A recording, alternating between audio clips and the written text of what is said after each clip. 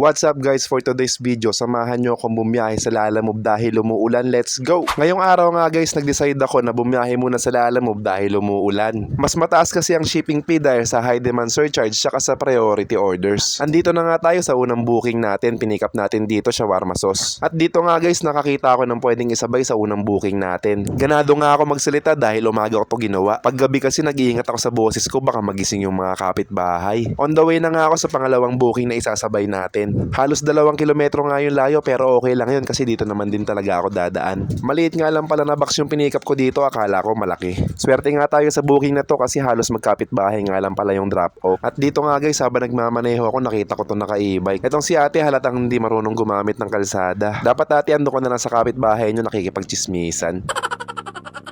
Magdi-deliver nga lang pala ako pero dito pa ako pinadaan sa lubak-lubak. Ewan ko ba kung bakit ni mga gantong kalsada hindi nabibigyan ng pansin. Andito na nga tayo sa unang drop-off natin. Hindi nga ako nahirapan hanapin to kasi nasa kanto lang naman tsaka may tindahan sila. 140 pesos nga pala yung shipping fee neto pero binigyan niya ako ng 160. On the way na nga ako sa pangalawang booking natin. Halos 100 meters nga lang pala yung layo. Swertihan at minsanan ka lang makakakuha ng gantong drop-off. Yung tipong magkapit-bahay lang sila. Dito nga guys, sinuhubad ko na yung kapote ko. Naglalakit na rin kasi yung balat ko. Ew, ice cream yummy.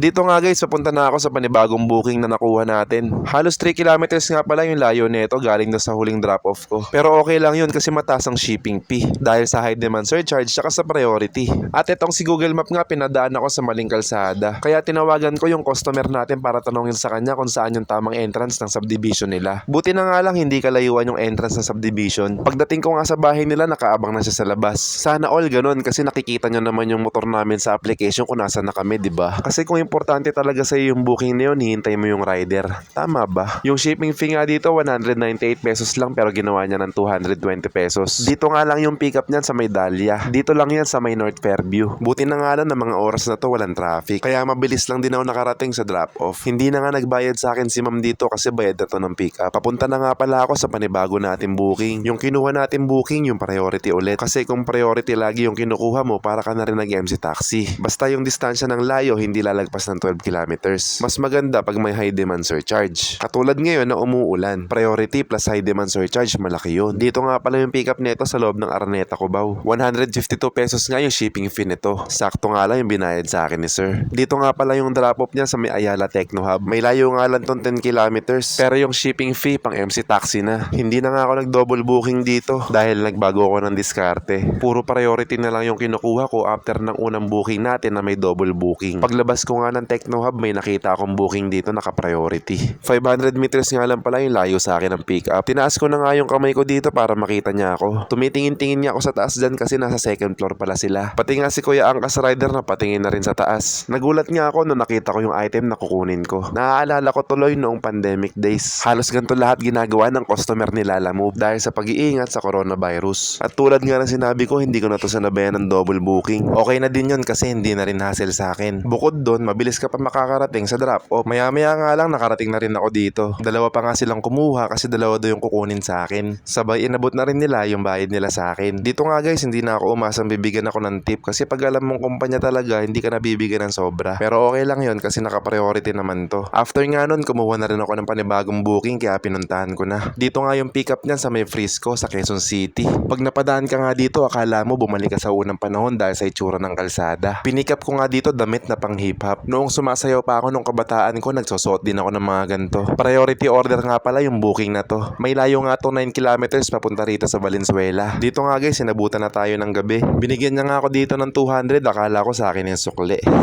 Naubusan nga ako ng barya kaya nagpapalit pa ako. Hindi gumana yung technique natin para bigyan tayo ng tip eh. Char. Pagkabot ko nga sa kanya ng sukli niya, umalis na rin ako dito. Uuwi na nga ako ng bahay para magpahinga dahil kahit paano kumita naman na din tayo. Ako pala si Aki ang naniniwala sa kasabihang time is gold. Maraming salamat sa panonood. Follow for more.